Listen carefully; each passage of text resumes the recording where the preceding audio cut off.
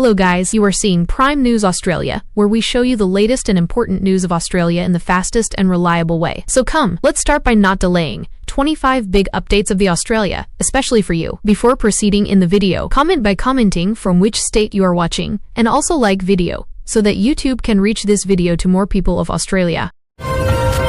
The federal government in Canberra continued consultations with crossbench MPs on proposed economic reforms. Ministers stressed fiscal discipline while protecting essential welfare spending. The opposition questioned timelines and transparency, demanding clearer impact assessments. Political analysts say negotiations this week could determine whether key bills pass smoothly or face delays in the upper house.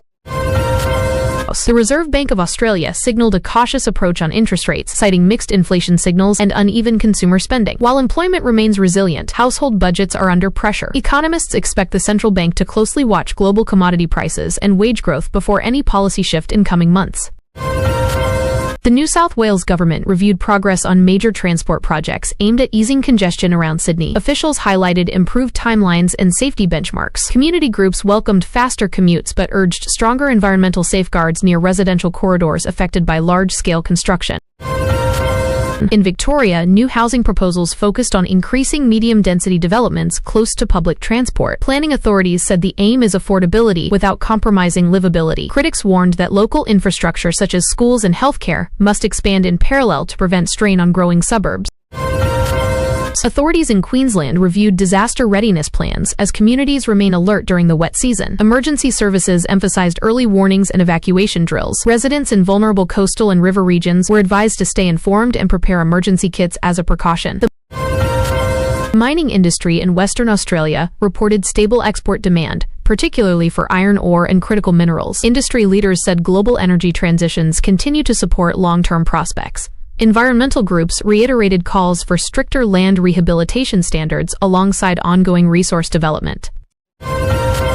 South Australia advanced renewable energy planning, with officials highlighting battery storage and grid stability. The state's push toward clean energy remains a national benchmark. Energy experts noted that long-term success depends on continued investment in transmission infrastructure and workforce training.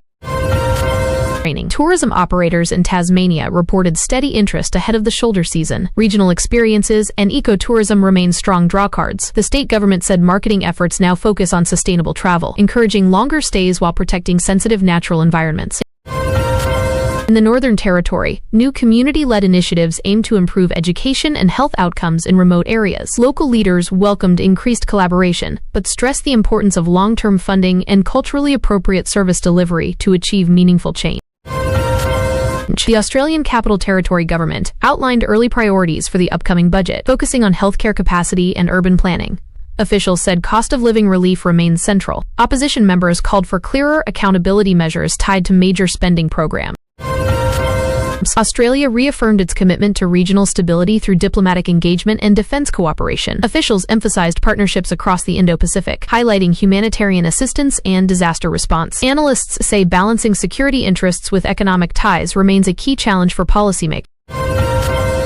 A national review examined progress on Indigenous health and education targets. Community representatives called for stronger local decision-making. Government officials acknowledged gaps and pledged renewed focus on outcomes rather than headline announcements, emphasizing trust and long-term collaboration.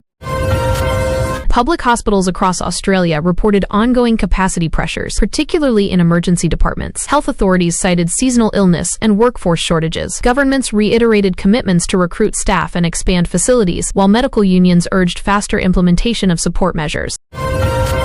Universities discussed reforms aimed at improving student support and research funding. Education leaders said balancing international enrollments with domestic access remains critical. Student groups welcomed proposals for mental health services, but raised concerns about rising accommodation costs near campuses.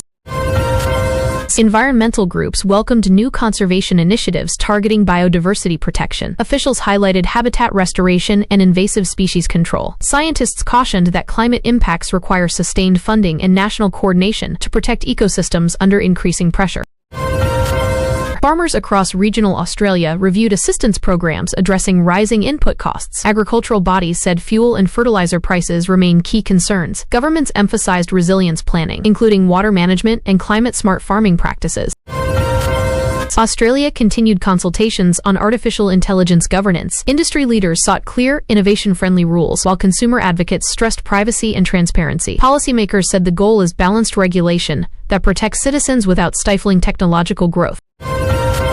Small business owners reported cautious optimism as consumer confidence shows mixed signals. Support programs and tax incentives remain under review. Chambers of Commerce urged simplified compliance processes to help enterprises focus on growth and employment.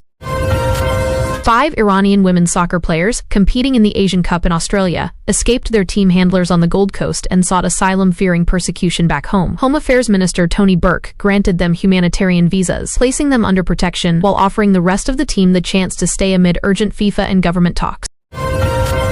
U.S. President Donald Trump praised Australia and PM Albanese after a late-night phone call, posting "God bless Australia" on Truth Social. Trump had publicly urged Australia to grant asylum to the Iranian women's soccer team, threatening consequences if refused, prompting swift action and highlighting unusual diplomatic pressure during the Iran war. Energy market discussions centered on managing power prices amid infrastructure upgrades. Regulators highlighted competition and reliability. Consumer groups called for clearer billing and stronger protections for vulnerable households during transitional periods. Australia's aviation sector continued recovery planning, with airlines focusing on efficiency and customer service. Airports reported steady passenger movement. Industry analysts said fuel costs and staffing remain challenges, but long-term demand outlook is positive. Scientists welcomed renewed attention on national research priorities, including medical and climate science. Universities stressed stable funding cycles to attract global talent. Researchers said collaboration between government and industry is vital for real-world impact. Major sporting leagues reported strong attendance and broadcast interest. Officials highlighted community engagement programs and athlete welfare initiatives. Sports economists noted the sector's growing role in tourism and local economies. Cultural festivals across Australia showcased local talent and diverse storytelling. Organizers said audiences are seeking authentic, community-driven events. Arts councils emphasized funding stability to sustain creative industries beyond peak seasons. Consumer advocates urged clearer pricing and stronger competition enforcement as households manage rising expenses. Regulators said monitoring remains active. Financial counselors encouraged budgeting support services for families under pressure. Meteorologists advised Australians to stay alert to changing weather patterns. Climate experts reiterated preparedness and adaptation planning as essential. Governments emphasized coordination between agencies to improve forecasting and community response.